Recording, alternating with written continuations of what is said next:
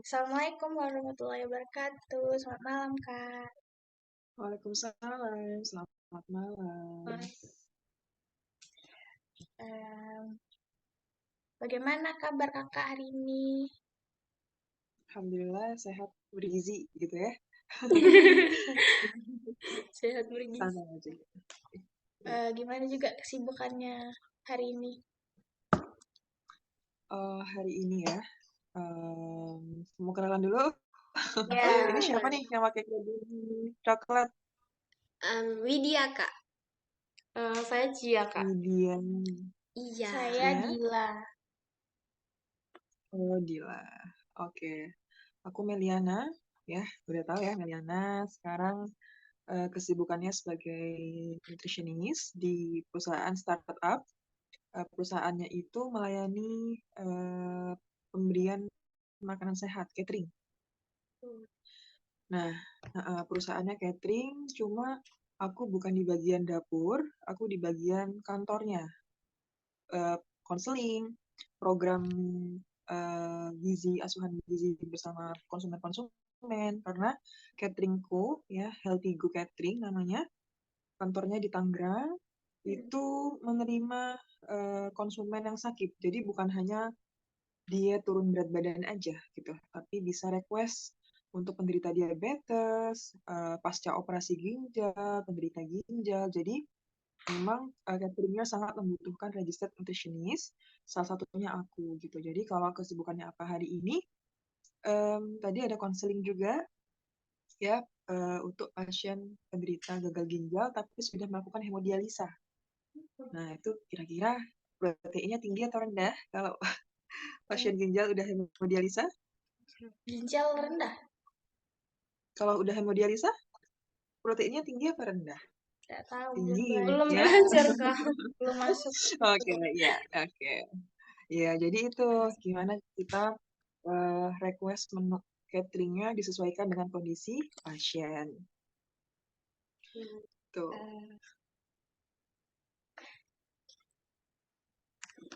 Boleh Kakak ceritakan bagaimana Kakak memulai karir sebagai ahli gizi? Oke. Aku alumni Politeknik Kesehatan Kementerian Kesehatan Malang, ya, Poltekkes Malang, ya, jurusan D4, Sarjana Terapan Gizi dan Dietetika. Masuknya tahun 2018 dan lulusnya tahun 2022. Jadi aku juga baru lulus gitu. Nah, kemudian untuk anak D4 kan STR bisa keluar ya. Iya. STR buat izin kerja. Jadi setelah UKOMnya lulus langsung bikin STR. Nah, kemudian sambil menunggu STR keluar kan berbulan-bulan, aku ini harus sibuk karena aku orangnya kalau nggak sibuk itu malah stres sendiri gitu ya. Jadi ngapain ya, aku ikut kerelawanan generasi bebas stunting secara online tapi aktif gitu. Itu kegiatan relawan generasi bebas stuntingnya dilakukan serentak secara nasional, kemudian ada ikut-ikut seminar, webinar, kemudian membuat konten, sambil mencari pekerjaan, kita sambil ini meningkatkan personal branding sebagai ahli gizi. Jadi, sebagai ahli gizi itu gimana sih caranya orang tuh kenal sama kita kalau kita tuh ahli gizi? Akhirnya aku memanfaatkan media sosial, aku membuat gak ada endorse atau apa, yang penting membuat konten gitu. Kemudian memperbaiki profil-profil di LinkedIn, untuk lamar-lamar pekerjaan ya, Jobstreet. Itu bagaimana caranya menyusun kalimat CV agar dipercaya sama rumah sakit, sama perusahaan, kayak gitu. Kemudian lulus September 2022, STR baru muncul Februari 2023. Gitu. Jadi lama ya prosesnya STR itu. Jadi sambil nunggu STR aku menyibukkan itu untuk meningkatkan personal branding. Habis itu lamar-lamar di rumah sakit. Wah, kalau mau masuk rumah sakit tuh susah ya, tembusnya tuh susah. Karena banyak syarat pekerjaan rumah sakit itu minimal punya 3 tahun pengalaman kerja gitu. Aku gimana fresh graduate gak ada pengalaman 3 tahun kerja kan? Cuma ada pengalaman PKL Kalau Poltekkes Malang itu PKL di puskesmas 2 bulan, di rumah sakit 3 bulan. Itu sangat terbatas karena pada saat itu kondisinya COVID ya, pandemi. Jadi yang harusnya berapa lama praktek, harusnya berapa banyak kasus yang diberikan, tapi karena COVID jadinya sangat terbatas. Jadi itu aja yang dicantumin di CV, kemudian ikut pelatihan-pelatihan, akhirnya kan ini ya, ngelamar pekerjaan sekali nggak langsung diterima gitu. Itu nggak masalah dan itu wajar kalau kita ngelamar pekerjaan kayak gitu. Di rumah sakit itu kebanyakan dia prioritasnya adalah domisili. Misalkan aku lamar kerja di Jakarta, rumah sakit Jakarta. Itu yang akan menjadi prioritas dipilih adalah ahli gizi yang domisilinya Jakarta. Gitu. Akhirnya aku lihat-lihat profil-profil di aplikasi Glints untuk mencari pekerjaan selain Jobstreet. Ya udah ini ketemu Healthigo gitu. Ketemu catering Healthigo, aku kasih lamaran dan di situ syaratnya adalah nutritionistnya tuh kreatif, bisa membuat konten, bisa mengedukasi masyarakat. Jadi cocok banget sama aku gitu. Aku udah belajar membuat konten, mengedukasi masyarakat, kemudian bisa melakukan konseling. Ya udah. Nah, dari perusahaan ini, dia tuh kalau pengen menerima ahli gizi, dia ngelihat track record-nya dia di sosial media kayak gimana. Nah, itu yang harus dibangun sama mahasiswa gizi gitu. Bisa dibuat konten tentang gizi dari mahasiswa sekarang.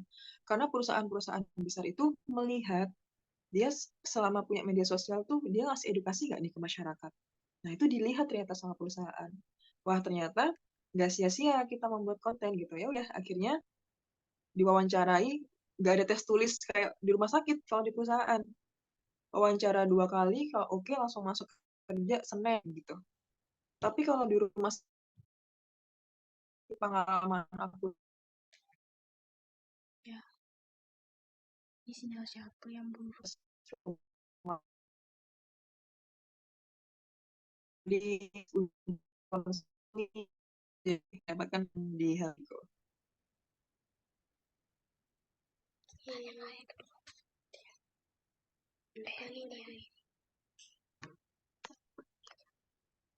Langsung empat ya. 3 langsung. Kamu nanya lagi nih, Ya. sosial media apa saja yang kakak gunakan untuk membranding citra diri kakak? Oh ya, di Instagram. Kalau dari habis lulus tuh Instagram, aku main kontennya di Reels Instagram. Kemudian awalnya malu-malu nampilin wajah di sosial media gitu. Jadinya bikinnya berupa carousel, artikel bergambar di Instagram yang bisa di slide gitu kan. Kemudian dari situ juga aku membangun platform edukasi gizi, namanya Bahas Gizi.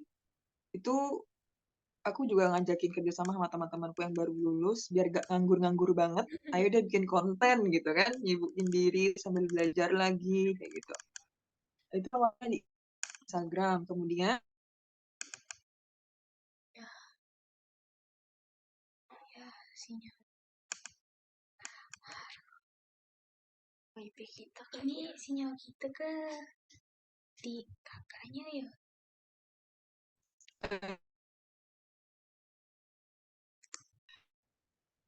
Sinyal kita. Ya ampun. Sinyalnya Halo? nggak stabil. Iya, nggak Sinyal stabil. kita Sinyal. nggak stabil. Oh iya. Heeh. Ih, maaf ya, Dilanjutin Kak. ya. Ya. Nggak apa-apa. Oke. Jadi awalnya lewat di Instagram aja, menggunakan platform media sosial Instagram karena teman-teman aku sasaran edukasiku tuh banyak menggunakan Instagram. Nah, kemudian aku daftar di Gizi Nusantara juga menjadi ahli gizi di aplikasi Gizi Nusantara. Itu kayak aplikasi Halodoc gitu. Jadi kita bisa konseling tapi by aplikasi.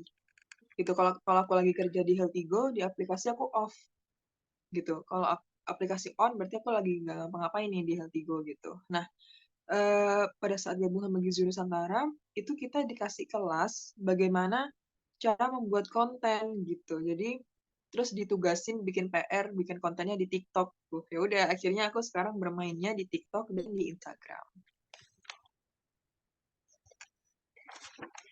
Lanjut ke pertanyaan selanjutnya. Mm-mm. Kakak kan membuat konten nih. Nah, bagaimana cara kakak menjajikan konten yang menarik agar banyak orang tuh tertarik untuk merubah pola hidup yang sehat? Terus bagaimana cara kakak konsisten dalam membuat konten tersebut? Oh, ya. Pertama, em, alasan terkuat sih karena kita kan punya misi ya, menjadi ahli gizi itu punya misi bagaimana caranya meningkatkan status gizi masyarakat Indonesia gitu. Nah, salah satu misinya ya mengedukasi terus secara kontinu kepada masyarakat dan aku menggunakan platform edukasi media sosial karena hampir lebih dari 50% masyarakat kita itu menggunakan media sosial. Jadi kalau zaman dulu ahli gizinya rutin datang posyandu, rutin datang ke desa-desa, kalau sekarang ahli gizinya harus rutin upload konten gitu. Karena ketika kita bikin konten, memberikan edukasi, itu kita semakin dekat dengan masyarakat. Kita positifnya sih naikin personal branding seorang ahli gizi ya. Jadi kalau profile di sosial media kita nyebutin kita ahli gizi, konten-kontennya juga tentang gizi. Jadi masyarakat kalau butuh bantuan tentang gizi dan kesehatan bisa langsung mencari kita gitu. Nah, jadi dia dekat tuh. Oh, ternyata ada ya tenaga kesehatan ahli gizi tuh ada gitu. Dan membahasnya tentang pengaturan pola makan untuk orang sehat maupun orang sakit.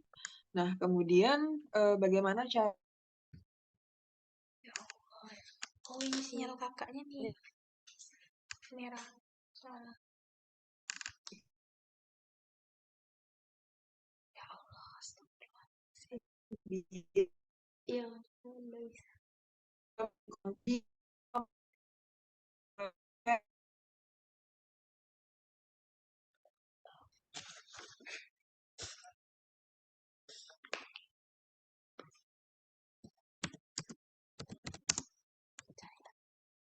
Sinyal merah.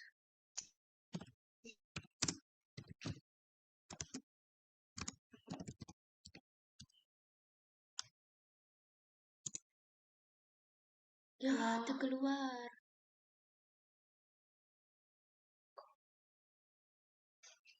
Kan, betul. Halo, udah stabil ya? Iya. Ya. Masih. Punya kita kah? Ya Allah. Pertanyaan dulu, Jo. Sumpah ini bikin sakit apa ya? Ya kan, kasihan ke kakaknya. Jelaskan. Astagfirullahaladzim.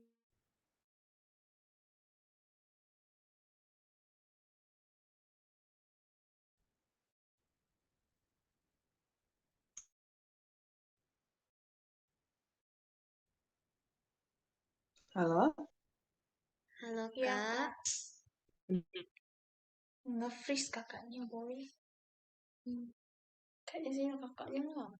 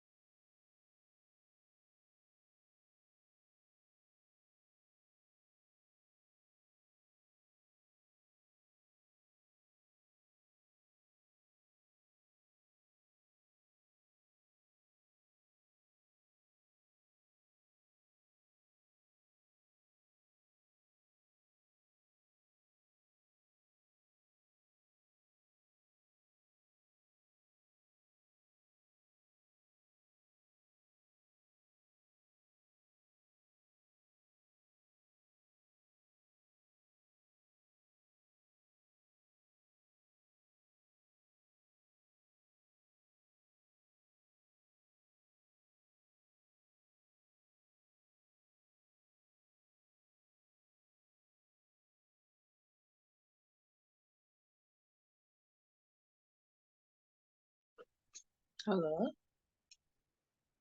Halo Iya, Kak. Kak. Halo, oke. Kita memang matikan kamera aja nih, biar sinyalnya mendukung ya. Oh iya, Iya Kak. nanti.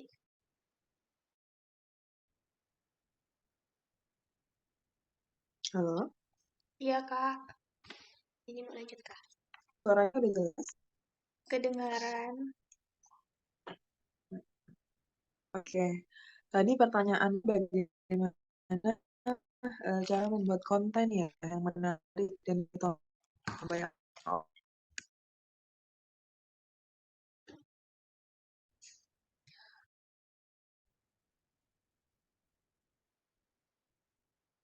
Video kita stop.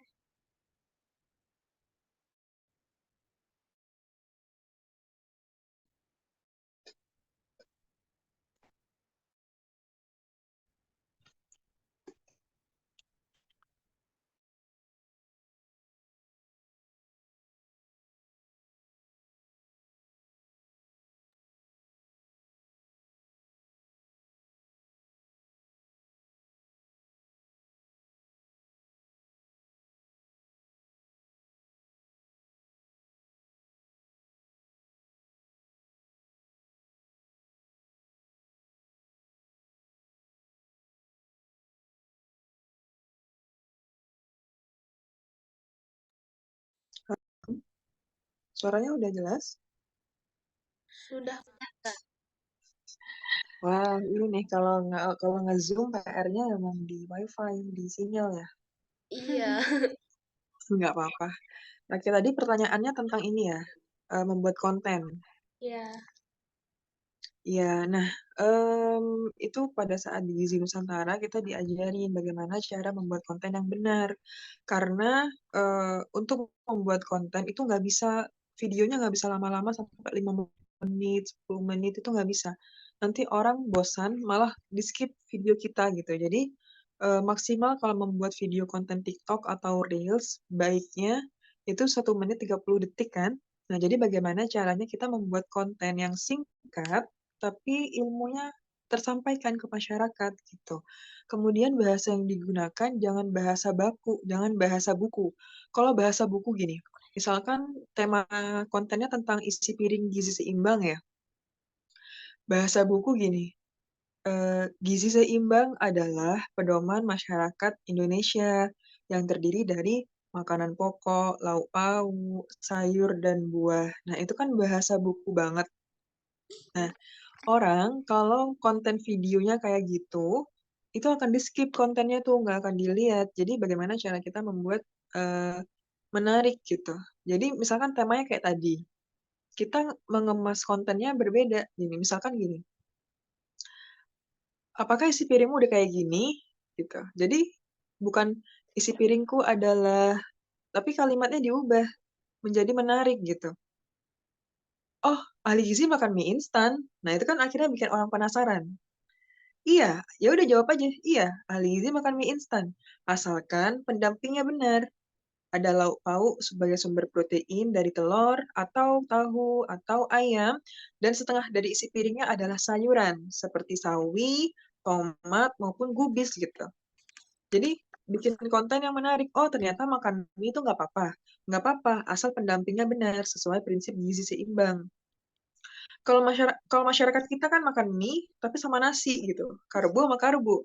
Ya udah, naiklah itu kadar gula darah gitu kan. Jadi bagaimana caranya mengemas konten 1 menit aja videonya, tapi pesannya tersampaikan dengan baik gitu. Gunakan bahasa yang mudah dipahami sama masyarakat. Kayak misalkan seperempat dari isi piring adalah karbohidrat. Masyarakat nggak tahu karbohidrat itu apa. Silahkan sebutkan. Karbohidrat itu sumbernya nasi, kentang, mie. Itu mungkin menurut ahli gizi itu adalah ilmu dasar yang mudah banget gitu, gampang banget. Tapi masyarakat kita banyak yang nggak tahu. Kayak kemarin aku konseling sama pasien, aku kan sering interaktif ya, sering menanyain balik ke pasien gitu. Ini seperempat dari isi piring protein. Protein itu apa ya? Gitu. Aku nanya gitu, dia jawabnya air gitu. Air itu protein. Nah, itu yang menjadi PR kita gitu. Jadi kalau kita belajar ternyata protein, karbo itu ilmu dasar banget. Tapi masyarakat kita nggak tahu. Nah, makanya itu menjadi alasan aku kenapa pengen bikin konten yang menarik, mudah dipahami, singkat, tapi pesannya tersampaikan sama masyarakat gitu. Apakah ada tantangan dan hambatan yang kakak alami sebagai konsultan gizi sekaligus sebagai konten kreator? Em, karena di sini ini ya, kalau di Healthy Go Catering kita konsulingnya one by one by Jimit, by Zoom, WhatsApp, community diet gitu. Jadi terbatas online. Jadi kadang kalau pasienku nggak bisa aku gimit, nggak bisa aku Zoom, tatap muka, video call, kadang suka ada salah paham gitu. Pesannya nggak tersampaikan gitu. Itu PR-nya kalau online. Jadi harus telaten balasin chatnya gitu kan. Misalkan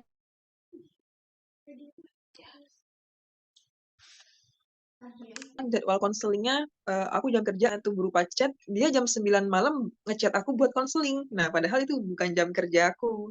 Tapi tetap dilayani aja gitu karena pasien bisanya jam 9 malam konseling. Ya udah, daripada chat jam 9 malam mending aku ajak video call aja langsung konseling tatap muka berbicara langsung gitu. Karena kalau lewat chat lama ya ngetiknya ya, kemudian pesannya juga terbatas. Kemudian kalau membuat konten itu PR-nya gini, banyak orang yang bukan ahli gizi tapi membuat konten tentang gizi dan itu salah gitu. Misalkan dia bukan ahli gizi tapi dia menyuarakan bahwa nasi adalah makanan yang berbahaya. Bahaya tahu putih, kalian gak boleh makan nasi putih gitu. Padahal dia bukan ahli gizi tuh yang ngomong. Nah, dan orang-orang banyak yang percaya sama dia karena followers dia lebih banyak dibandingkan ahli gizi. Misalkan dulu tuh kan ada tuh viral artis bikin buku bahwa sayur itu nggak perlu dimakan katanya di dalam buku itu. Nah, itu menjadi pro dan kontra di tengah-tengah masyarakat, di tengah-tengah dokter-dokter yang bikin konten, influencer ahli gizi yang bikin konten gitu kan. Jadinya itu sih yang menjadi tantangan gitu. Ya makanya ahli gizi sekarang itu harus diminta muncullah di dunia sosial media karena banyak sekali orang-orang yang menyuarakan tentang hal-hal yang salah terkait gizi dan makanan kayak gitu.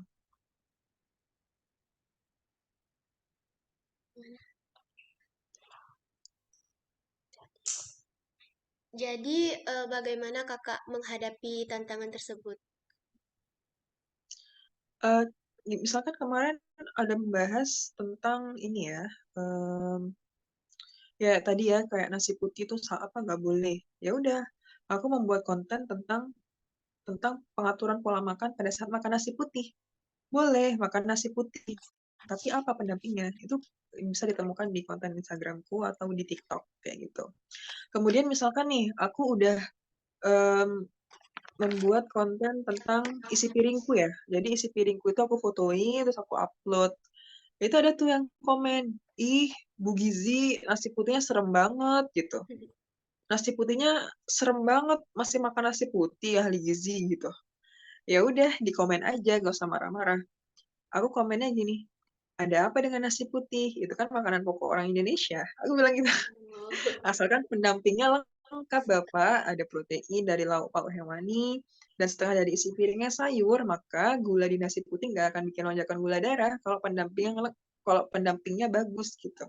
Akan berbeda kalau makan nasi putih, lauknya kentang ya, ada mie juga, kemudian minumnya es teh manis. Wah, itu luar biasa, Bapak. Itu yang harus diperbaiki gitu. Oh gitu ya? Iya gitu. Jadi kita kalau balas-balas komentar itu memang harus sabar, harus telaten kayak gitu.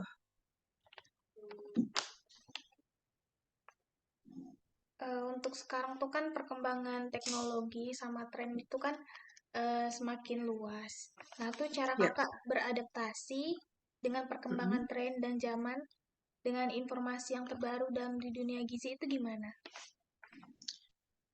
Aku ini apa juga follow ahli gizi yang udah jadi influencer gitu ya, yang followersnya udah 200.000, 500.000. Jadi kita ada 3 prinsip ya dalam membuat konten.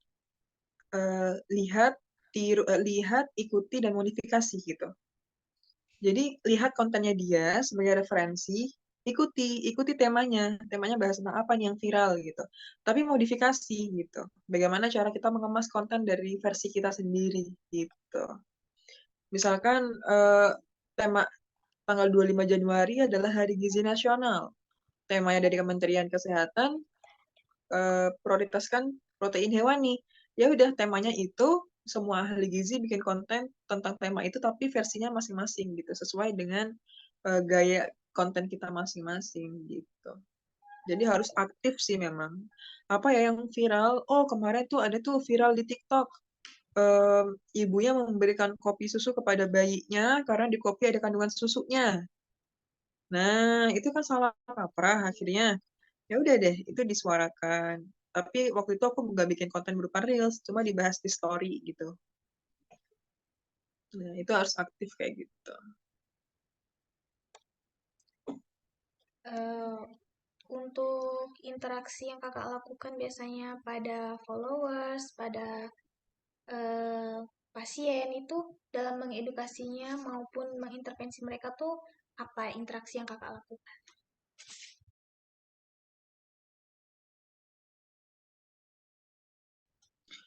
Oke, kayak online ya konselingnya. Jadi assessment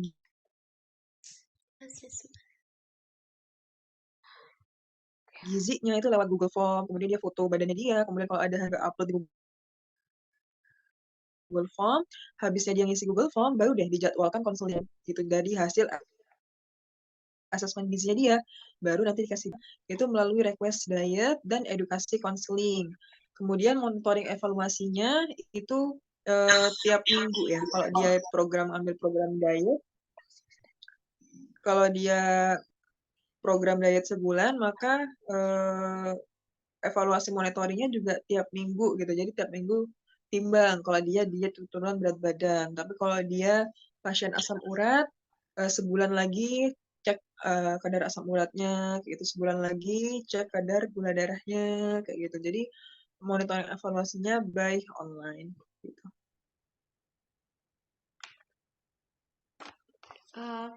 Apa yang membedakan diri kakak dengan konten kreator gizi lainnya? Kalau dengan konten kreator gizi lainnya, kita sama-sama ini ya, tipenya tuh sama gitu. Jadi memberikan edukasi gizi.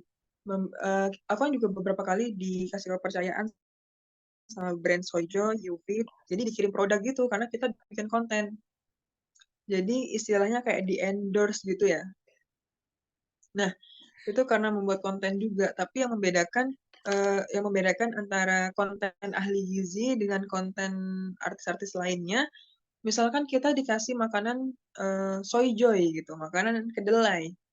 Nah, kalau artis-artis dia memberi reviewnya, oh makanan ini enak, kamu harus beli deh, gitu. Wah enak sekali. Itu kalau artis yang nge-review makanan di kontennya. Tapi kalau influencernya ahli gizi, dia membuat konten tapi juga ada edukasinya. Kayak contohnya gini, boleh nggak nyemil waktu diet? Boleh, asalkan pemilihan cemilannya bagus, yaitu tinggi protein dan tinggi serat. Cemilan yang tinggi protein, tinggi serat akan bantu kamu kenyang lebih lama, jaga kadar gula darah stabil.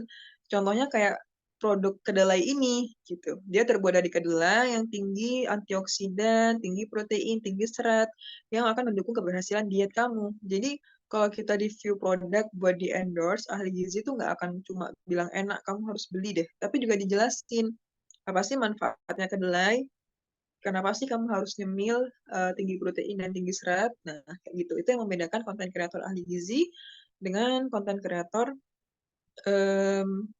artis aja gitu, bukan ahli gizi. Kemudian, kalau kamu mau jadi konten ahli gizi, itu eh, kalau misalkan nih, aku temanya, semua kontenku temanya tentang gizi di setiap daur kehidupan. Jadi aku bisa membahas gizi remaja, aku bisa membahas gizi dewasa, bisa gizi anak, obesitas, dan lain-lain. Karena tema yang aku ambil sebagai konten kreator adalah gizi setiap daur kehidupan. akan berbeda kalau dia ahli gizi, tapi tema yang ingin dia bahas di semua kontennya adalah gizi ibu hamil dan anak. Jadi semua kontennya tentang gizi ibu hamil, bagaimana sih cara menyiapkan kehamilan, gizi pranikah, kayak gitu. Jadi tergantung temanya mau apa.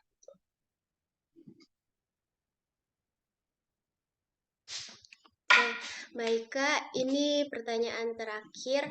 Oke. Bagaimana sih pandangan Kakak tentang personal branding? Personal branding itu sangat penting sekali.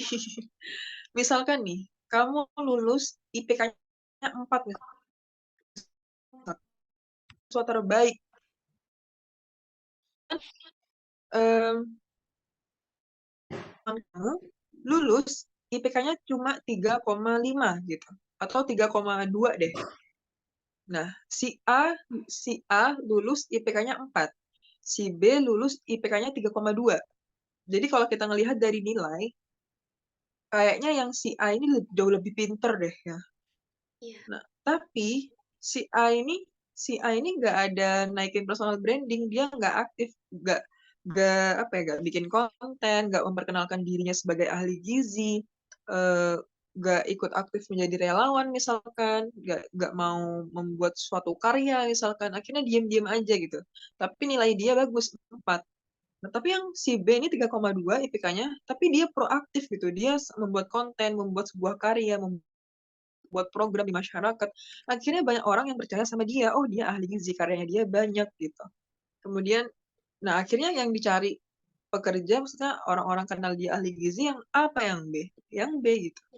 Karena nilai itu hanya di atas kertas gitu.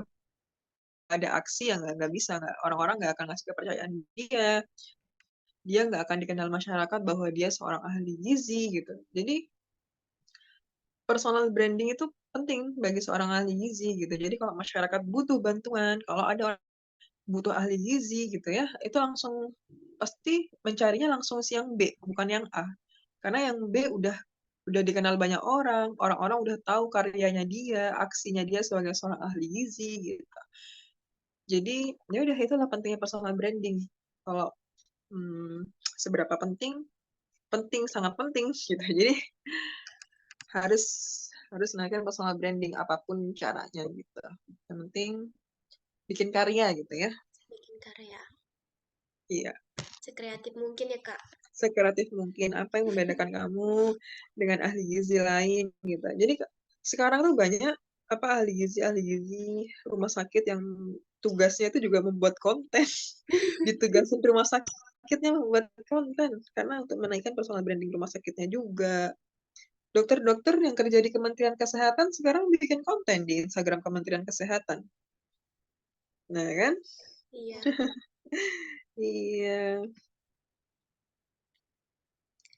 Baiklah, berakhir sesi wawancara kita. Makasih kakak. Terima kasih Udah semuanya. sudah meluangkan waktunya dan kesediaannya diwawancarai.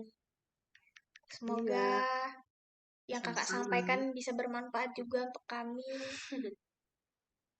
Ya, mulai konten ya berarti ya. Insya Allah. Banyak-banyak belajar dari Insya Kakak sih. Allah ya. Sedih. Panutan. Boleh ya. Semoga karir Alhamdulillah. kakak Amin. juga makin naik karirnya. Semangat terus intinya. Semangat.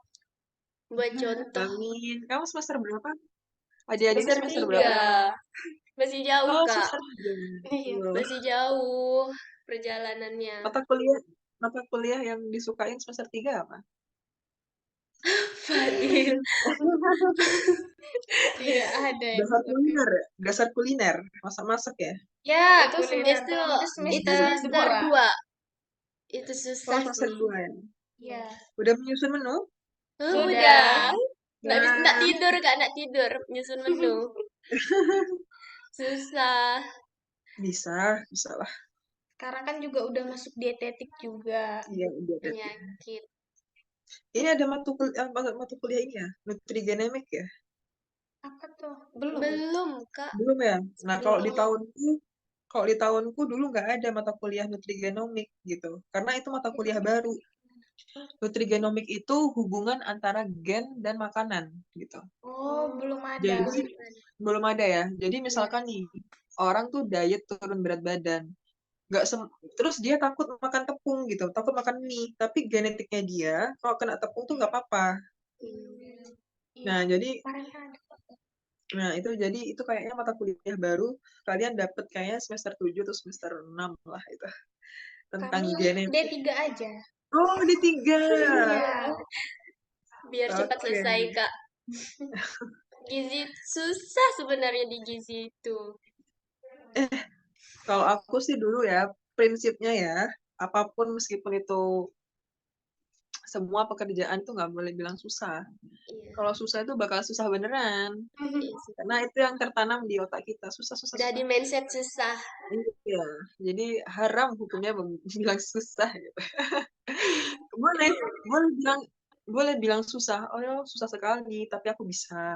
Dilanjutin. Jangan selesai di susah gitu ya. Oke deh. Gitu. Kalau nanya-nanya tugas atau nanya-nanya apa boleh DM, boleh chat aja. Baik sekali. Biar aku belajar juga. Terus minta foto. Oh iya, Dokumentasi. buat dokumentasi. Boleh enggak Kak foto?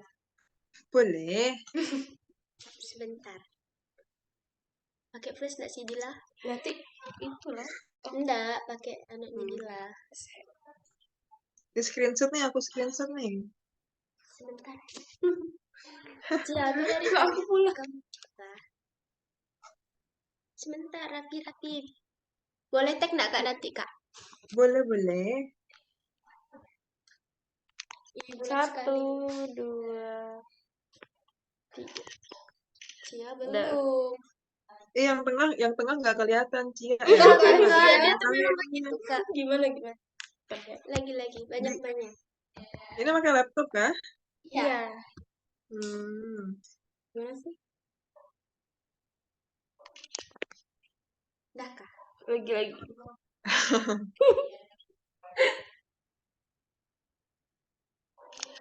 Dah. Ini asli Kalimantan semua atau perantauan juga? Dari Kalimantan. Dari Kalimantan semua. Oh, teman aku ada Kalimantan. Siapa? Ada, dia D4-nya di Malang tapi Kalimantan ada 4 orang. Nggak tahu deh kenapa jauh-jauh. Sekarang dia ngelanjutin sekolah profesi di kampus Malang. Di sini kalau PBL-nya yang D4 itu di luar Kalimantan. Kalau yang Oh. D3 itu PBL-nya di sini aja, di daerah pelosok gitu. Daerah terpencil. Aku sebelum kerja di Heltigo ini juga daftar Nusantara Sehat loh. Tahu nggak Nusantara Sehat? Penugasan khusus. Penugasan khusus kementerian. Iya, iya. Yang ditaruh di Kalimantan terpencil gitu. Iya.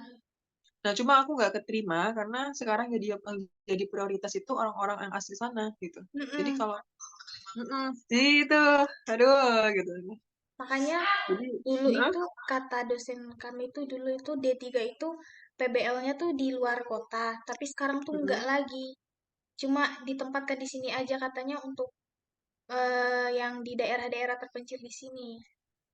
Iya, benar. Jadi memang biar anak-anak daerahnya aja yang ke daerahnya langsung gitu, bukan orang-orang baru. Kakak, kalau boleh tahu kakak Jawa Timurnya di mana? Di Probolinggo tahu nggak? Probolinggo. Dekat Malang sih, dekat Malang. Tahu Malang? Malang, Surabaya, nah ya. Jauh juga ya, Malang. Iya, jauh.